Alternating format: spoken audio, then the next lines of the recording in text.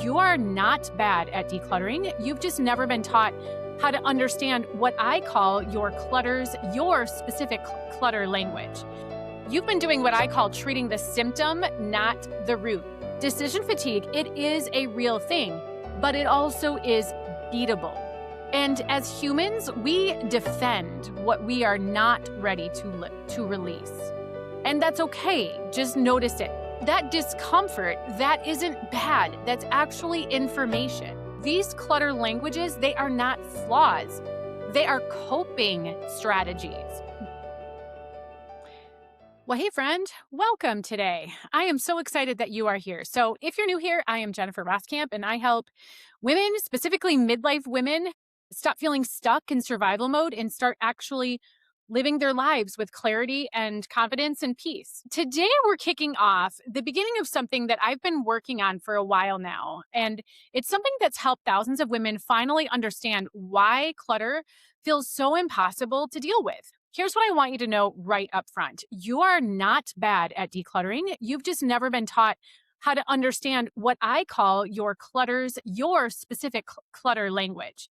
And that's going to be what we are unpacking today.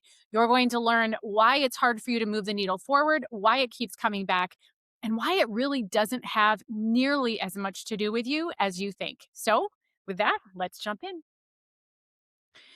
Well, so many of you have watched my video talking about why your clutter isn't random. And in that video, I have walked through all 10 of the clutter languages that I have seen women that I work with over the years be stuck with. And that video, that episode, it had over 10 times the reach that my content normally does for good reason. And the comments in the emails, like this is what has really let me know that I am on a hot button issue.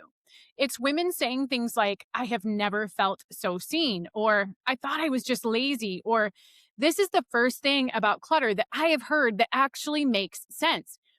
So listen, this proves that clutter isn't about stuff. It really is about how your clutter is trying to speak to you. And you've been trying to declutter without understanding the message all this time. You've been doing what I call treating the symptom, not the root. You've not been diagnosing the problem because you didn't know there was an actual problem other than I'm lazy, I'm unmotivated, and I guess I just can't deal with clutter. I guess I'm unorganized. And that is why those kinds of beliefs are why the clutter feels impossible to move or why it keeps coming back. And so over the next 3 episodes, we're going to be going deep. We're going to be talking about all 10 clutter languages. The most common one that I see in women who are in midlife, and also why motivation isn't your problem. And so today we're going to start with going deeper on recognizing what's actually going on. So before we get into the languages themselves, I need you to understand something really important. Most women speak more than one clutter language. I mean, of course they do, right? As people, we are layered. And so your stuff is layered and somewhat complex too. And so if you're going to be listening in and thinking, wait, this is me, but wait, that one is too. And maybe that one too. Well, know that you're not doing anything wrong. You're just proving that, surprise, you're human. And there's also the fact that not all clutter is the same either. So let me give you an example. Those paper piles, right? That's probably not emotional clutter for you. That's probably more like decision fatigue or overwhelm. And I don't know what to do with this. And so it's just going to stay here. That's probably what's going on with paper. But your kids' artwork and the baby clothes that you've saved and the cards from your mom who's passed away, now that is different. Those things probably have emotional roots, and that's emotional clutter, and that's identity, that's memory, that's grief. It's all of those wrapped into that onesie that you can't bring yourself to donate. And so as we go through these clutter languages, don't try to just pick one. Just notice which one makes you feel something, which one makes you feel exposed, which one makes you ready to defend yourself.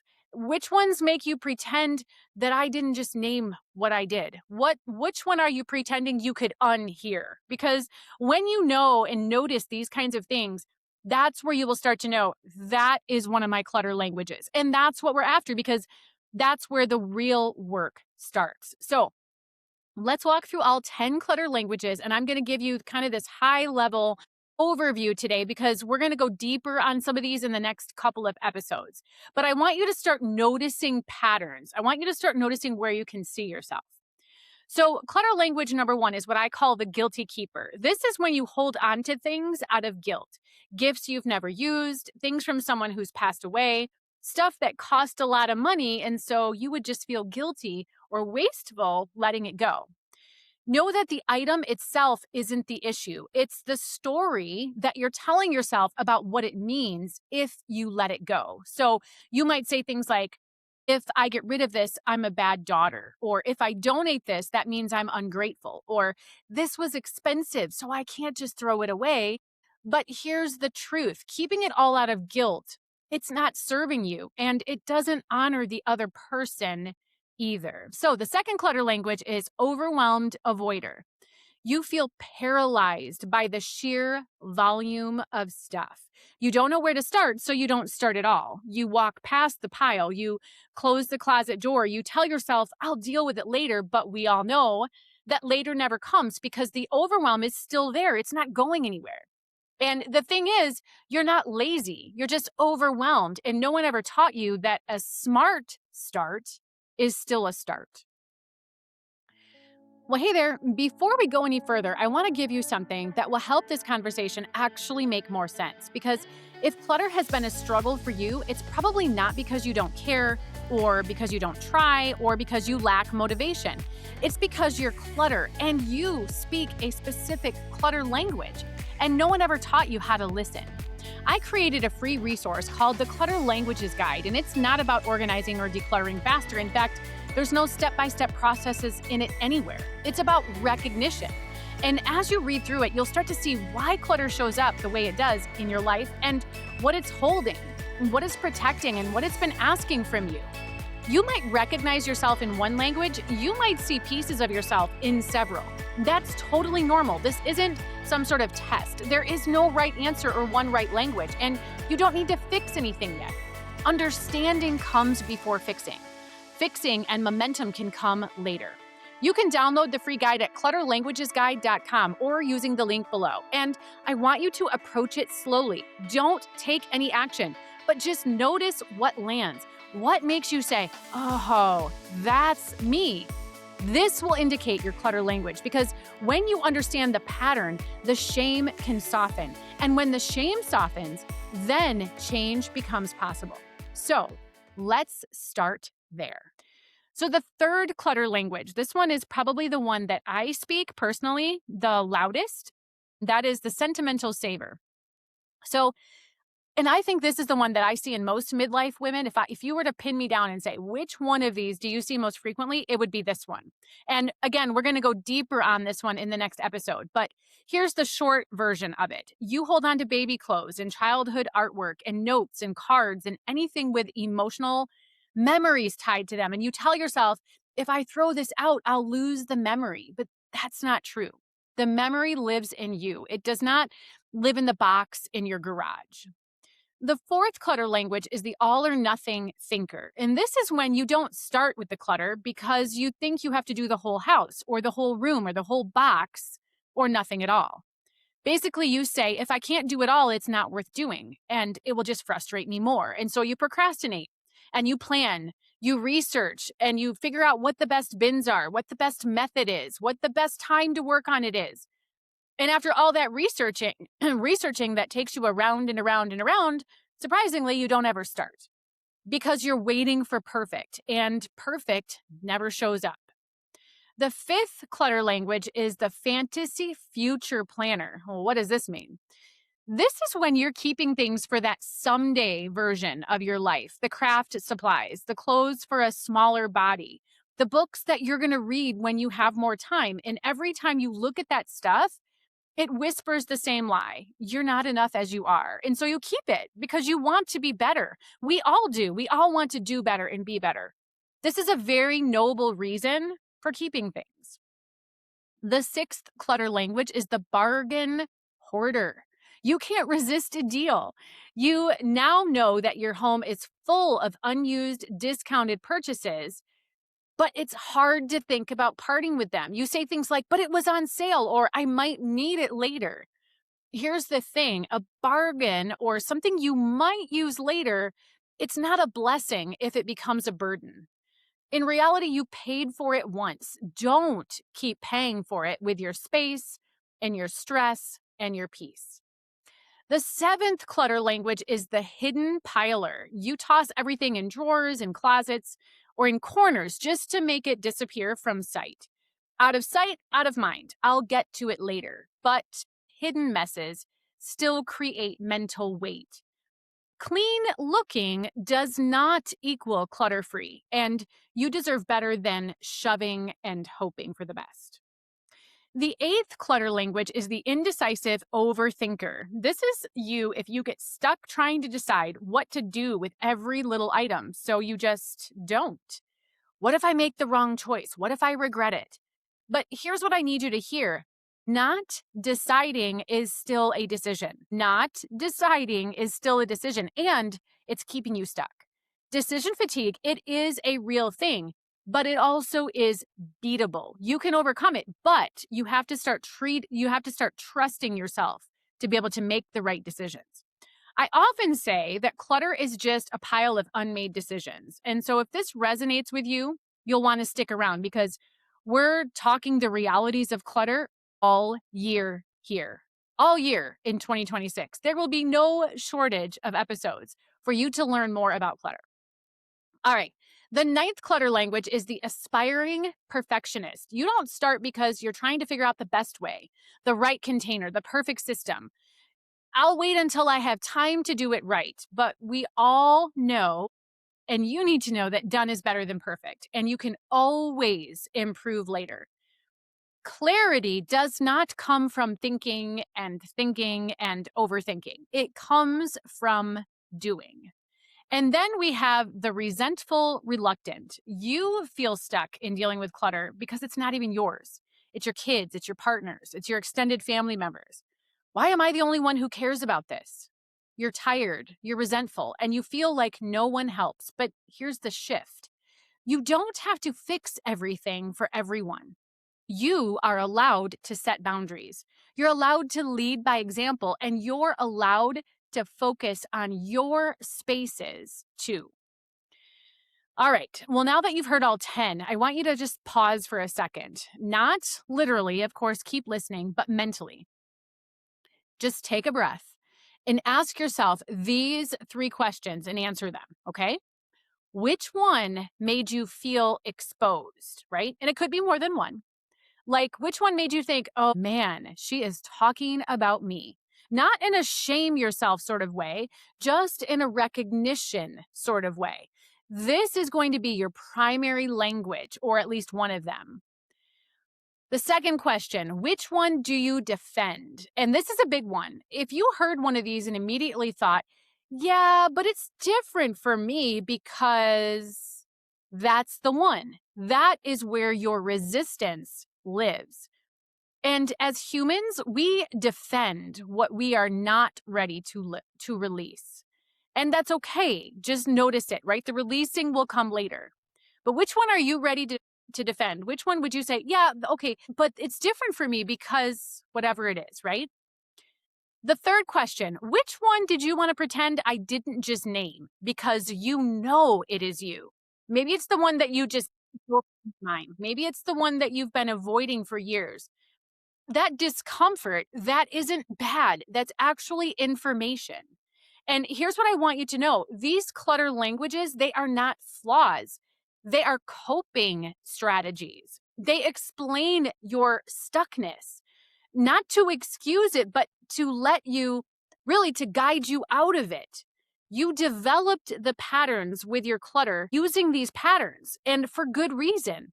They served you to a point. They helped you manage. They helped you survive. They helped you get through.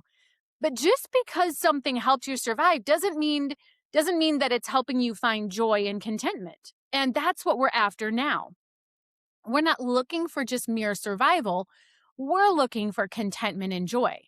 Being comfortable within the 4 walls of your home, which maybe not so surprisingly makes you feel comfortable in your own skin, is what you are after. So let me give you some real life examples of how these show up. These are not, by the way, extreme hoarder situations. These are just normal everyday moments. So for the guilty keeper, you've got a closet full of gifts from your mother-in-law. You've never used them, but you can't get rid of them because what if she asks me about them? What if she wants to use it? So they sit there and they're taking up space and they're making you feel guilty every time you open the closet. The overwhelmed avoider. You walk into the garage and immediately feel your chest tighten. There's so much. You don't even know half of it is. But you can't let go because, well, that's something that I will just have to get to. And so you close the door and you pretend it's not there. Then there's the sentimental saver, right? You've got your bins of clothes, kids' clothes in the attic. The youngest is 16 now. You're not having any more kids, but you can't let go of those things because, well, that's the outfit that they wore home from the hospital. And again, this is me. I get it. If this is you, and the majority of women I know, it's okay, right? And we're going to talk about how to move forward with it. But just know that if this is you, there is an actual clutter language, and it can help explain so much. All right. So the all or nothing thinker. You've been planning to declutter your whole house for 3 months. You've watched every YouTube video. You've printed all the organizing hacks, but you haven't even started because you don't have a full weekend to just do it right. The fantasy future planner. You've got a pile of clothes in your closet that don't fit. You tell yourself you'll wear them when you lose the weight. But every time you see them, you just feel like you're failing. And that just plain sucks. Ask me how I know that one. Well, then there's the bargain hoarder. You went to Target for some toothpaste and came home with 3 clearance bins, a set of dish towels you don't need, and a picture frame that you might use someday because it was 70% off. The hidden piler. Your counters are clean, your living room looks great, but if someone opened your junk drawer, or maybe your hall closet or your bedroom closet, they would see chaos, absolute chaos. Then there's the indecisive overthinker. You've been staring at a stack of papers for 20 minutes, trying to decide if you should keep the top paper, and you still don't know. So you put them back and you just walk away. Then there's the aspiring perfectionist. You won't declutter your pantry until you can buy matching containers and print all the labels and do it exactly like the Instagram organizing account you follow. And you can't do it the way that you want to do it, and you won't be happy until you can, so it's not worth doing at all. And you just don't do it then. Then there's the resentful reluctant. You're the one who cleans. You're the one who cares, and you're exhausted. But you keep doing it because if you don't, no one will. Does this sound familiar? If not, know that you're not alone and you're not broken. Well, hey there. Before we go any further, I want to give you something that will help this conversation actually make more sense. Because if clutter has been a struggle for you, it's probably not because you don't care, or because you don't try, or because you lack motivation. It's because you're clutter and you speak a specific clutter language, and no one ever taught you how to listen. I created a free resource called the Clutter Languages Guide, and it's not about organizing or decluttering faster. In fact, there's no step-by-step processes in it anywhere. It's about recognition. And as you read through it, you'll start to see why clutter shows up the way it does in your life and what it's holding, what it's protecting, and what it's been asking from you. You might recognize yourself in one language. You might see pieces of yourself in several.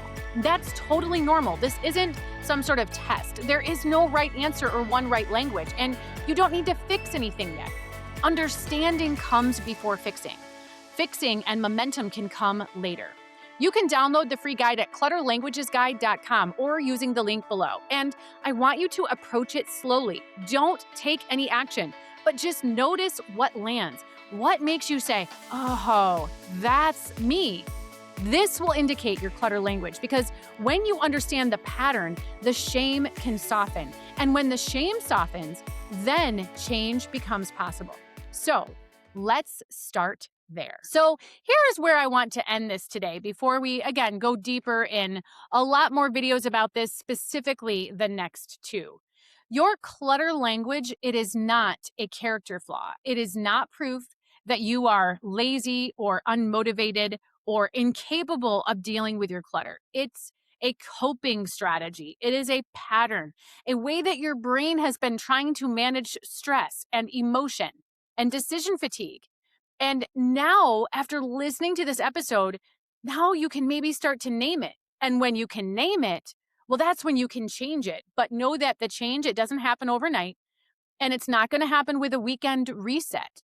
These changes are going to happen slowly and steadily and sustainably, because understanding your clutter language, it doesn't just help you declutter your house. It helps you understand yourself. And that is where real change begins. So here's what I want you to do next. There are 3 things. Number 1, head to clutterlanguagesguide.com and download the free Clutter Languages Guide. It's going to help you with all 10 languages, go a little bit deeper, more in detail. And it's got reflection questions. It's really got some go-to first steps and strategies for each one of these clutter languages. And it's going to help you see yourself more clearly, because you're not stuck because you're bad at this. You're stuck because you've been trying to declutter without understanding the language that yourself and your clutter is actually speaking. And now you know. The second thing to do is to leave a comment. Which language resonated with you most? What does hearing yourself in a language or two do? How does it make you feel? The third thing to do is to share. Share this with someone that you know needs to hear this, needs to see this. She's not going to be offended. She'll thank you because she's struggling with the weight of the stuff too. So next time, we're diving deep into the most common clutter language that I see in women, specifically in midlife women. It's the sentimental saver. And if that one kind of made you feel something today, you'll want to make sure you don't miss that episode. This is where trust can begin to build. It's where clarity starts to surface, and it's where you start to see that you're not actually broken. You're just navigating life. Alrighty, friend. Thanks for being here, and I will see you in the next episode.